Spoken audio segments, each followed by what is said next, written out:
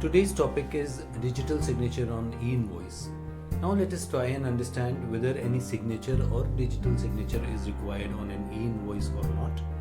And it is particularly important because already e-invoice is mandatory for big corporates having turnover of over 500 crores, and very soon it is going to be mandatory from January onwards for 100 to 500 crores, and thereafter for all from 1st of April 2021.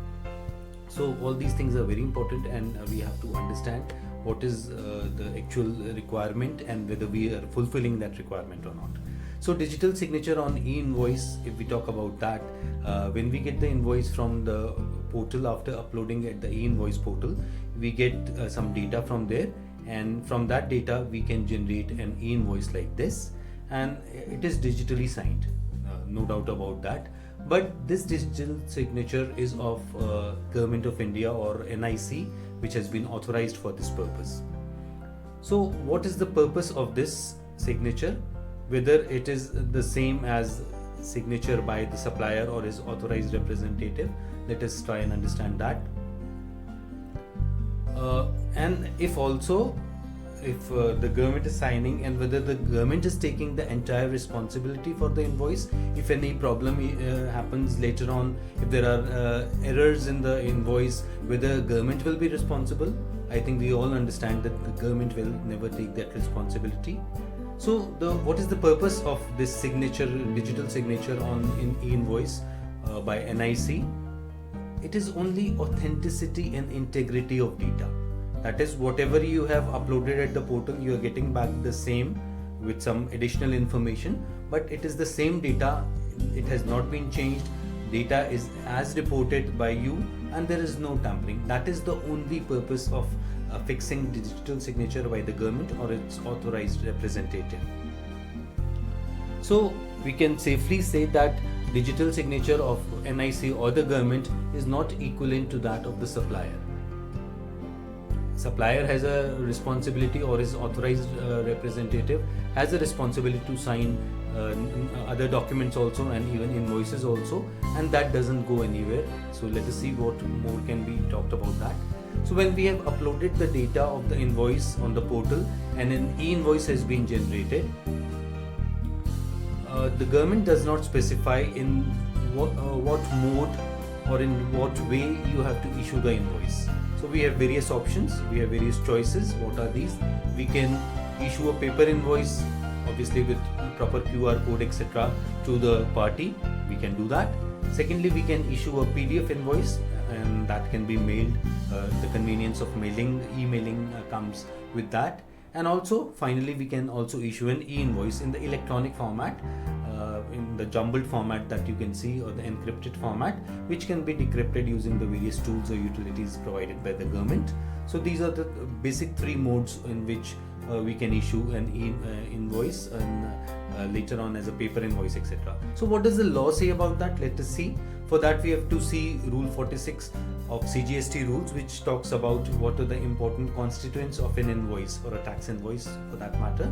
So it says that one of the important constituents is signature or digital signature of the supplier or his authorized representative. Nobody else can suffice that. So it is necessary that each invoice should be properly signed or digitally signed by the supplier or his authorized representative. And besides that, there are other requirements of an invoice, as you are aware. We are not going into that, including QR code etc.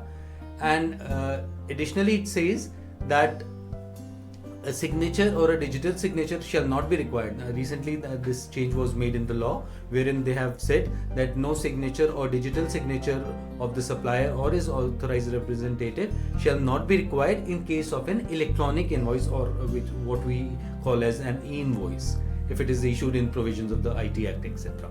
So a digital signature is not required, or a manual signature is not required only in case it is being issued as an electronic invoice.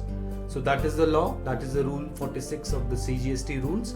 So that means that if it is a paper invoice, even though it was issued as an e-invoice, but we are sending it to the buyer as a paper invoice, then it means it has to be either physically signed or it has to be digitally signed. That is, digital signature certificate have to be affixed to that, or it can be a PDF format, There also a signature or a digital signature by the supplier or his authorized representative is essential, is a must. And finally, if you are issuing it as an e-invoice in the electronic format, then no physical or digital signature is required, and you cannot even put your signatures to this invoice, because nothing more can be added to that electronic format that we are getting back from the portal. So that is the position, and so it is necessary that to comply with law, we have to ensure that either physical signatures are affixed to our invoices, what we are issuing as PDF or a paper document, or digital signatures have to be affixed. Obviously, if the number of invoices is large, it is practically very difficult or almost impossible to sign each and every invoice physically. So we use this facility of digital signatures, whereby on the click of a button, all the invoices are signed. So that is the convenience of technology. What about physical B2C invoices? I think day in day out we are going to various stores and to even these big departmental stores and even Haldiram and Bikaner Walas of the world, and there we get these kind of invoices. I think everybody is getting these kind of invoices, and though they look very pretty with all these remarks, etc., thanks for visiting and have a nice day, etc., but if you just try and search these invoices, these B2C invoices, you will find that the signature is not there. I think sometime or the other we have tried and seen these invoices, and there is never a signature or a digital signature in these kind of computerized invoices, and sometimes it is even written that since it's a computerized bill, no signature is required. But there is no exemption for these kind of invoices or B2C invoices, even in the case of B2C invoices, because when we talk about the rule, it talks about all invoices. It doesn't talk about only B2B invoices. Obviously, for other things there are distinctions, but as far as signing is concerned, there is no exemption even for B2C invoices. So even here, digital signature or physical signatures are necessary, and if the department comes for audit, etc., there could be problems for the person. And this is based on a clarification by GSTN in ICAI webinar of 20th September 2020, wherein they have specifically, because if you look to the FAQs, etc., at different places they are talking about different things, and they are also saying that signing is to be as per government rules. But here in this webinar, fortunately they have clarified that a physical or a digital signature is a must if the document of e-invoice is issued either physically or in a PDF format. That is a must. And Webtil, as you are aware, we are coming out with various solutions to make life easy for the professionals and the corporates. And WebiSign, our bulk signing product, is already there in vogue, and many corporates are already using it even in the pre-e-invoice regime. And in the e-invoice regime, it is all the more important, all the more essential, because signing is required, and bulk signing is required for big corporates. So we are offering this product, and there's a seamless integration with your ERPs, so that there are no issues, and at the click of a button, all the documents, and it's not just for the invoices, it can be used for other documents like many insurance companies, etc., for the policy documents, and for other purchase orders, etc. They are using it for even for that.